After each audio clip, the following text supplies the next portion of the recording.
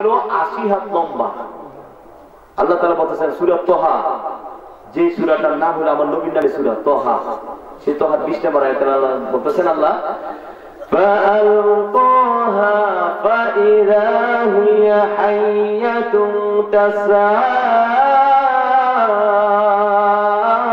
আল্লাহু আকবার। যখন এটাকে নিক্ষেপ করলো বিশাল বড় সাপ হয়ে গেল, সে ছুটাছুটি শুরু করে দিল, এমনকি মুসা নবীর দৌড় শুরু করে দিয়েছে। আল্লাহ রাব্বুল আলামিন ডাকতে বলেন, মুসা তুমি দৌড়াচ্ছ কেন? লাঠি তো তোমার, লাঠি কার? পৃথিবীর জমিনে মাত্র একটা মাত্র লাঠি ছিল, সেই লাঠি মানুষের সাথে কথা বলতো, তার নাম কি? মুসা সাহেবের যে লাঠি আস, আস নামক বৃক্ষের লাঠি। আদম আলাইহিস সালাম এটাকে জান্নাত থেকে আনছিল। সুবহানাল্লাহ। আদম আলাইহিস সালাম যখন জান্নাত থেকে বের হয়ে যাবে তখন বলতেছেন এতদিন জান্নাতে ছিলাম 130 বছর। কত বছর? বলতেছে জান্নাত থেকে চলে যাব কিছু না নিয়ে, ওই নিতে নিতে তিনি 9টা জিনিস পেয়েছিলেন। কয়টা? 9টা জিনিসের নাম কি? এর মধ্যে একটা হলো আস নামক বৃক্ষের লাঠি। সেই লাঠিতেই পর্যায়ক্রমে আস্তে আস্তে আমার জন্য মুসা আলাইহিস হাতে আসছে। ফেরাউন বলতেছে, এই আমরা মুসার সাথে পারি না কেন? তো পারবো কিভাবে? একটা লাঠি আছে, শাল নিয়ে সাপ হয়ে যায়। তো বলতেছে এক মন্ত্রী বলতেছে, কয় বাদশাহ, যদি আমরা এই লাঠিটা চুরি করে দিই তাইলে কি মনে হয়?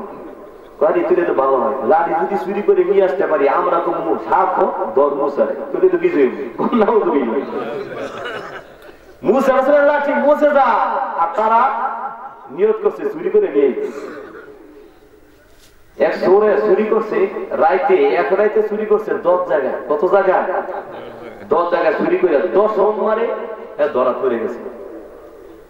10 সোমবারে যখন ধরা পড়লো তো নেতা সাহেব বলতেছে, তুমি তো কেসা গাড়া হয়, তুমি এক রাইতে 10 জায়গায় চুরি করছো কেমনে?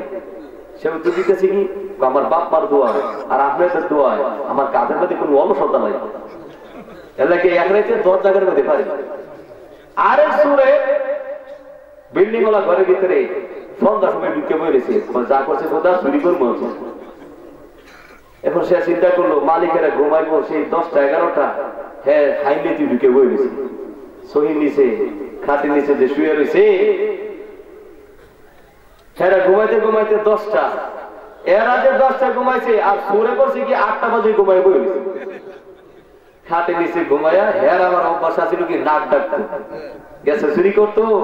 হ্যাঁ বাপ যে খাটের নিচে করতো তাই হ্যাঁ ঘুমায়া সাল্লাটা চুরি করতাম। হ্যাঁ ঘুমানোর আগে তানে ঘুমায় বই ঘুমায় তো নাক ডাকা শুরু করছে।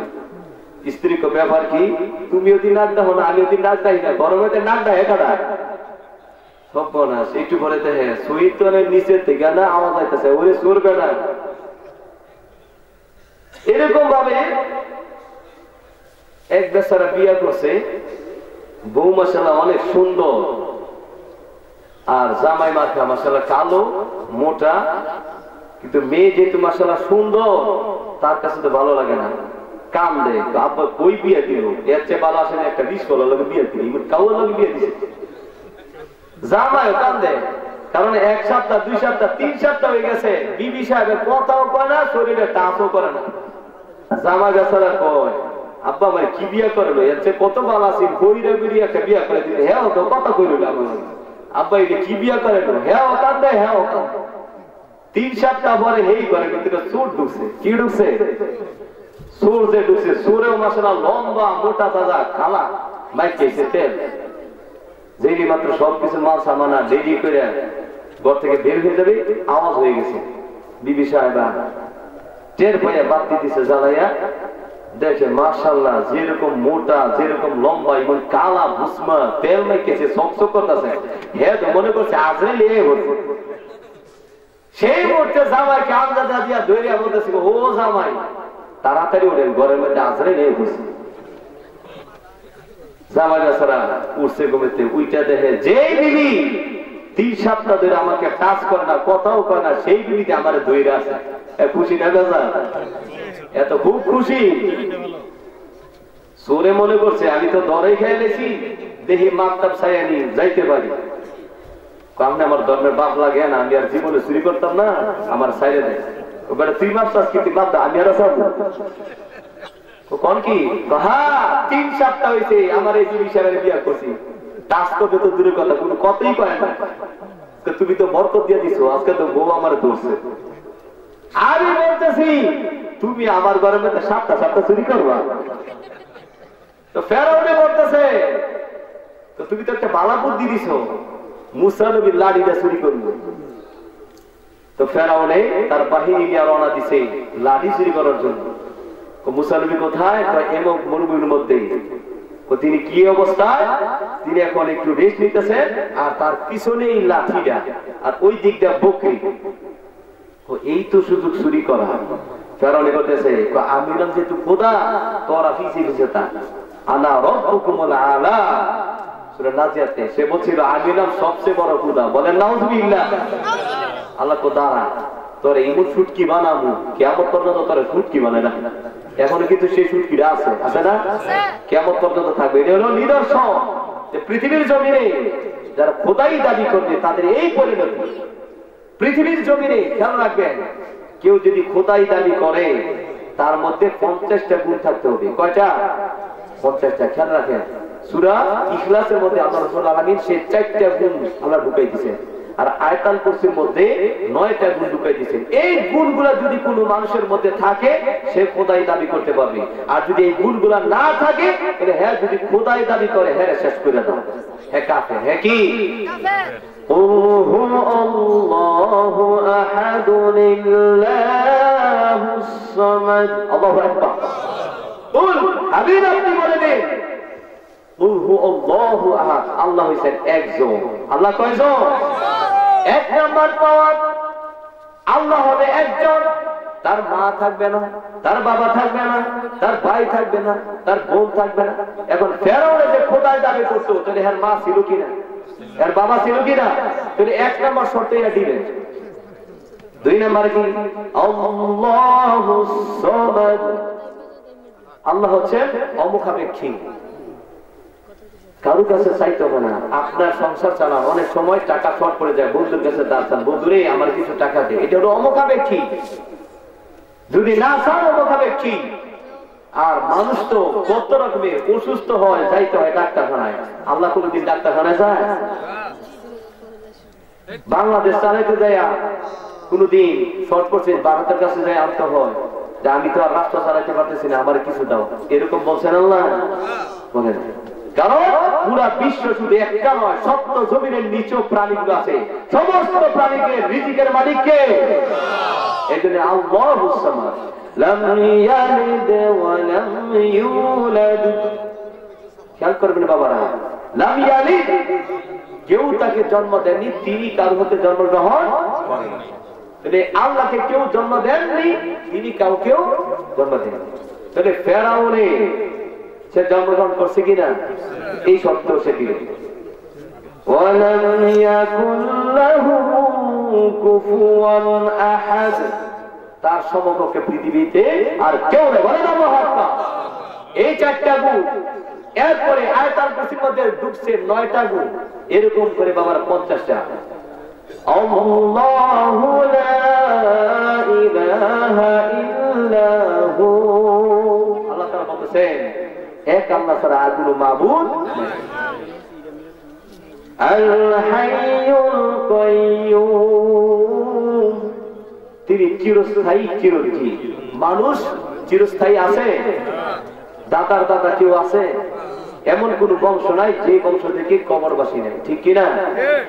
চিরস্থায়ী কেউ নয়। 5000 বছর হয়েছে একটা মানুষের, সে জমির এখনো আছে, আছে এমন মানুষ নেই। কারণ কি? আমার রাসূল বলতেছেন, তিরমিজি শরীফ 2য় খণ্ড আবু দাউদের মধ্যে বলতেছেন, আমারু উম্মতি মিন বাইনি 60 ইলা 70। আমার রাসূল বলেন আমার উম্মতের গড় আয়ু 60 থেকে 70 বছর। কত বছর? লা তাখুযুহু সিনাতু ওয়ালা নাওম, তাকে ঘুম এবং তন্দ্রা স্পর্শ করে না। সুবহানাল্লাহ। আল্লাহ হচ্ছেন তিনি যাকে ঘুমে এবং তন্দ্রা কোনো কিছু স্পর্শ করে না। মুসা নবী বলতেছেন আল্লাহ রব্বি আরিনি, আমারে দেখা দাও, আমি তো তোমারে দেখবো। আল্লাহ বলতেছেন লাম তারানি, শীতকালে তুমি আমাকে দেখতে পারবা না। হ্যাঁ আল্লাহ দেখবে, তুমি একটু টেস্ট করি তোমার তুমি 2 গ্লাস পানি নিয়ে গভীর রজনীতে আমার চুল পাহাড়ের কাছে আসিও। 2 গ্লাস পানি নিয়ে গেছেন, আমি যখন ডাক দিব পানি দাও তখন আমার পানি দিবা। ঠিক আছে আল্লাহ, ঠিক আছে তোমার পানি দিব। মনে করেন এশার নামাজের পরে 8টা, ওই সময় 2 গ্লাস পানি নিয়ে তুর পাহাড়ের কাছে গেলেন। দেখেন আল্লাহ রাব্বুল আলামিন এখনো দেখা দেয় না, এখনো দেখা দেয় না। আর ওনার আস্তে আস্তে ঘুমের তন্দ্রা আইতেছে। রাত 12টা যখন বেজে গেছে, ঘুমের তন্দ্রায় যখন এরকম করছে 2 গ্লাস ধাক্কা লেগে 2 গ্লাস বাইরে পানি সব পড়ে গেছে। ঠিক সেই মুহূর্তে আল্লাহ ডাকলেন, মুসা পানি দাও। পাই হায় আল্লাহ, আরেকটু আগে কইতে, আমি তো ঘুমে বইরা গ্লাস কোনটা সব শেষ। আল্লাহ রাব্বুল আলামিন ডাকলেন, মুসা আমি আসমান বানাইলাম, জমিন বানাইলাম, কোটি কোটি মানুষ, কোটি কোটি জিন বানাইলাম, পশু পাখি বানাইলাম। ও মুসা আমি যদি ঘুমাইতাম এরকম আসমান জমিন সব খান খান হয়ে শেষ হয়ে যেত। তাহলে আল্লাহ রাব্বুল আলামিন ঘুমও নাই, তন্দ্র নাই, এই গুণ যার তিনি হলেন স্রষ্টা। সুবহানাল্লাহ। তো যাই হোক বাবারা, ফেরাউনের খোদাই দাবি করছিল, সেই গুণ তার মধ্যে একটাও নাই। সে বলতেছে আমি যে, তো বলতেছে কষ্ট হইতেছে বাবারা। মোহাম্মদের জিকির করি আল্লাহ আল্লাহ আল্লাহ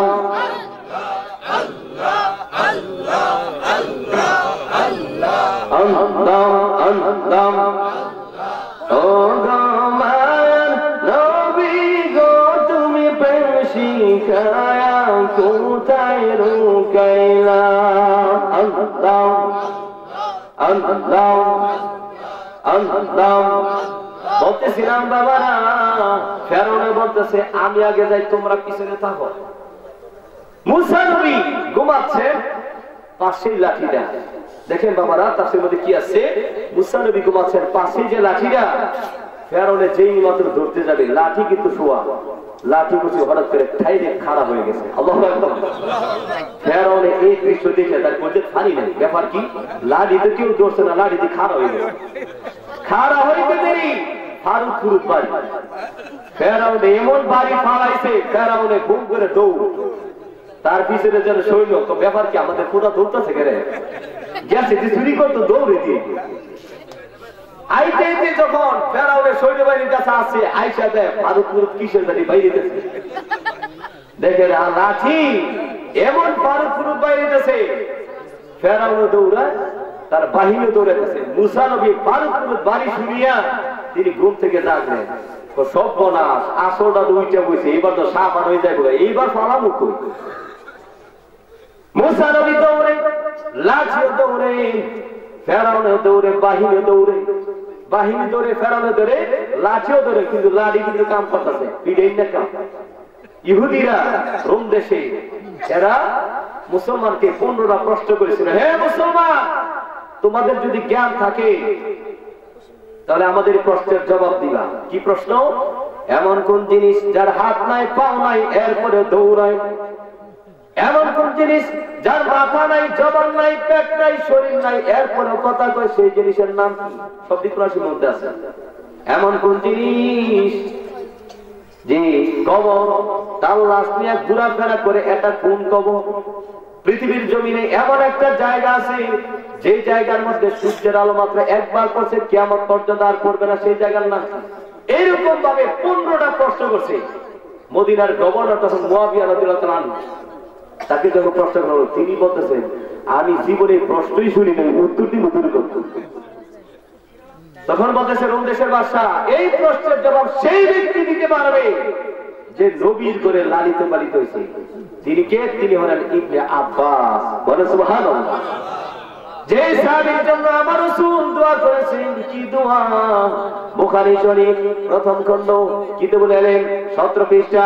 আর ইবনে আব্বাস রাদিয়াল্লাহু তাআলা আনহু দম্মানি রাসূলুল্লাহ সাল্লাল্লাহু আলাইহি ওয়াসাল্লাম ফাকালা আল্লাহুম্মা আল্লিমহুল কিতাব। বলেন মারহাবা।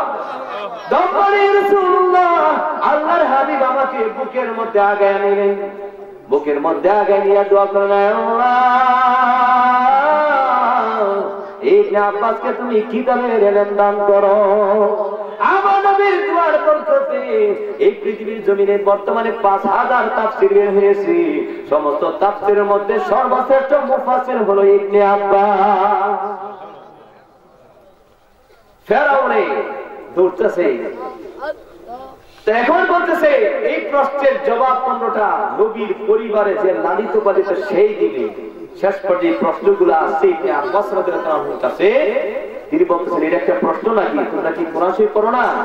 ওয়া মা তিলকা বিয়ামিনিকা ইয়া মূসা,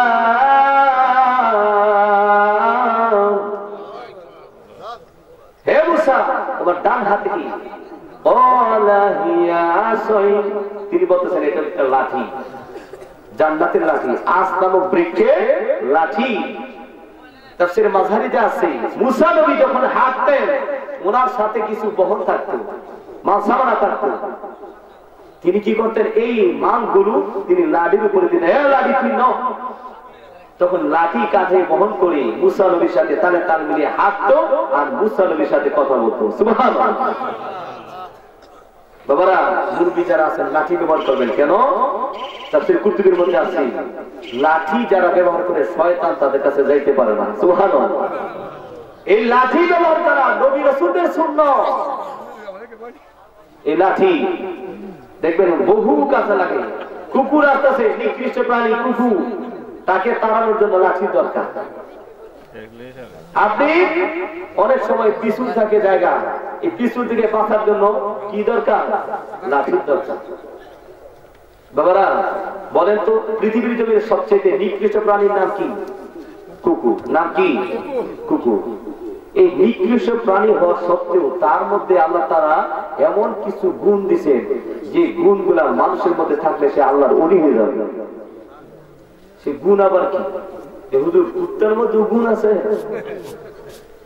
হযরত আলী কারামাল্লাহু বলেন কুকুরের মধ্যে 10টা গুণ আল্লাহ তাআলা দিয়েছেন, এই গুণ যদি কোনো মানুষের মধ্যে থাকে সে আল্লাহর ওলি হয়ে যাবে। 1 নাম্বার গুণ, কুকুরে কম খায়, এর মানে অল্প পুষ্টি। মানুষও যদি কম খায় অল্প পুষ্টি অর্জন করে সে আল্লাহর ওলি হয়ে যাবে।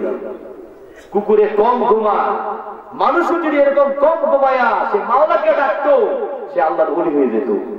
কুকুরে সারাক্ষণ তার মালিকের স্মরণ করে। সাব্বাহা লিল্লাহি মা ফিস সামাওয়াতি ওয়াল আরদ, আসমানে জমিনে যা কিছু আছে সবাই আল্লাহর জিকির করে। কুকুর আল্লাহর জিকির করে, মানুষও যদি রাত ভর ভরিয়া তার মাওলার জিকির করতো তাহলে সে আল্লাহর ওলি হয়ে যেত। আরেকটা গুণ কি? মালিকে যদি তার আঘাত করে, আঘাত খাওয়ার পরে ঘুরিয়ে আবার মালিকের বাড়িতে আসবে, ঠিক কিনা? এ কিন্তু কুকুরের স্বভাব। ও বাবা, আমরা হলাম আল্লাহর বান্দা, আল্লাহ আমাদেরকে আঘাত করেন কি দিয়া? রোগ দিয়া, সুখ দিয়া, মুসিবত দিয়া, ঠিক কিনা? وَلَنَبْلُوَنَّكُمْ بِشَيْءٍ مِّنَ الْخَوْفِ, নামটা কি লামে তাকিদ বলা হয়? অবশ্যই অবশ্যই আমি তোমাদেরকে কিছু বিষয় দিয়ে পরীক্ষা করব। তাহলে আপনাকে রূপ দিছে, রূপ দেওয়ার কারণে বান্দা নামাজ পড়ে, নামাজ দেওয়ার পরে না বুঝা বই জিকির করে না, আল্লাহ আমারে রূপ দিল কেন? আরেকজনে নামাজ পড়ে, আমি নামাজ পড়ি, হ্যাঁ দি নামাজ পড়ে না, হ্যাঁ দি কত সুখে থাকে, সারা মুসিবত আমার উপরে কেন? আছে না? আপনাকে ভালোবাসি বিদায় আপনার উপরে মুসিবত। 5 ওয়াক্ত নামাজ যেন আল্লাহ পড়ার তৌফিক দেন, বলি আমি। ও বাবা, পৃথিবীর জমিনে সবচেয়ে নিকৃষ্ট প্রাণী কুকুর। একটা মাসালা শুনে, কুকুর যখন ভিজা থাকে, কত আলিমুলিতে আছে, কুকুর যখন ভিজা থাকে, বৃষ্টির পানি হোক নদীর পানি হোক, সে তখন নাপাক হয়ে যায়। এই জন্য পৃথিবীর মধ্যে এমন একটা প্রাণী যে প্রাণী গোসল করলে নাপাক হয়, আর মানুষ গোসল করলে কি হয়? পাক হয়। আর সে এমন একটা প্রাণী গোসল করলে কি হয়? নাপাক হয়। ফতুর মধ্যে আছে, সে যখন ভিজা তখন তার পানির ছিটা যদি আপনার নামাজের কাপড়ে লাগে আপনার নামাজ হবে না, শুদ্ধ হলে সমস্যা নেই। বাবারা, কুকুর নিকৃষ্ট কিন্তু তার মধ্যে কিছু গুণ আছে। বাবারা বলেন তো দেখি, পৃথিবীর জমিনে সবচাইতে নিকৃষ্ট জায়গার নাম কি? বাজার। উৎকৃষ্ট জায়গার নাম কি? মসজিদ। আমার রাসূল বলেন খায়রুল বিকয়ে মাসাজিদুহা, পৃথিবীর জমিনে সবচাইতে উৎকৃষ্ট জায়গার নাম হলো মসজিদ। আমি এর আগের বছর আলোচনা করছিলাম যে এই জায়গার মধ্যে মসজিদরা হলো কেন, বলছিলাম না ডানে হয় নাই, বামে হয় নাই, সামনে হয় নাই, পিছনে হয় নাই, এই জায়গা ফিট হলো কেন? ওই যে খানায় কাবা নির্মাণ করেছিলেন ইব্রাহিম আলাইহিস সালাম 5টা পাহাড়ের পাথর দিয়া, একটা পাথর অবশিষ্ট ছিল, ওটাকে চূর্ণ করে যখন নিক্ষেপ করেছিলেন তাহলে আবু কুবাস থেকে ওই একটা নিক্ষেপের কণা এখানেই ছিল। সুবহানাল্লাহ। তাহলে পৃথিবীর জন্য সবচেয়ে উৎকৃষ্ট জায়গা হলো কি? মসজিদ।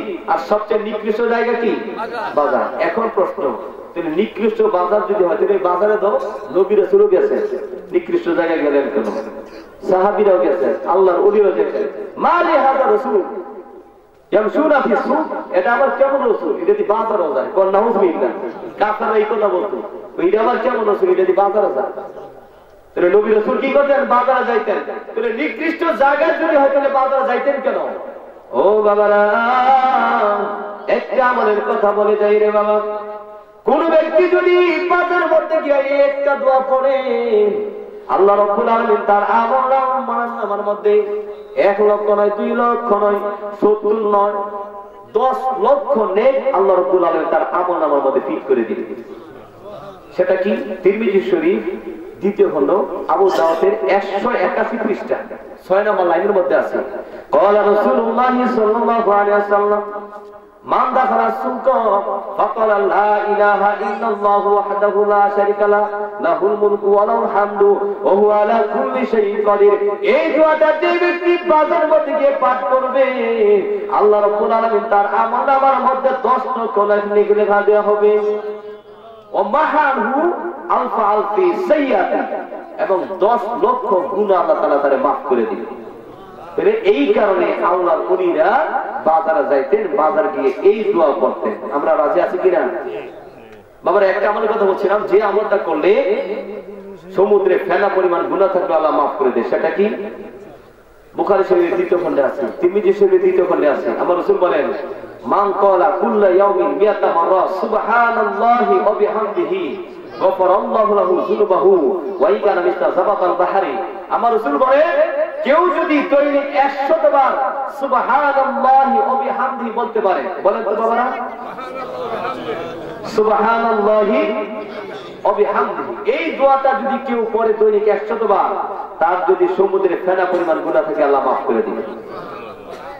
আরেকটা আমল বাবারা, হাসর ময়দানে কোটি কোটি মানুষ থাকবে, নবীকে যদি না পান তাহলে কিন্তু হাউজে কাউসারের পানিও মিলবে না, শাফাতও মিলবে না।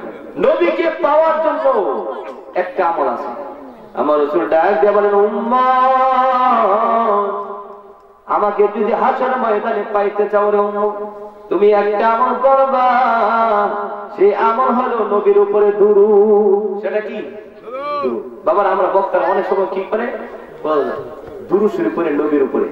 তো এক আম পাগলি হে তো দুরূদ শরীফ জানে না, একজন পড়তেছে দুরূদ দুরূদ দুরূদ, আরেকজন তুমি কি ফরক দুরূদ শরীফ পড়ে, এটা দুরূদ হলো দুরূদ দুরূদ। ও বাবা, এটা তো দুরূদ না, দুরূদ হলো কি?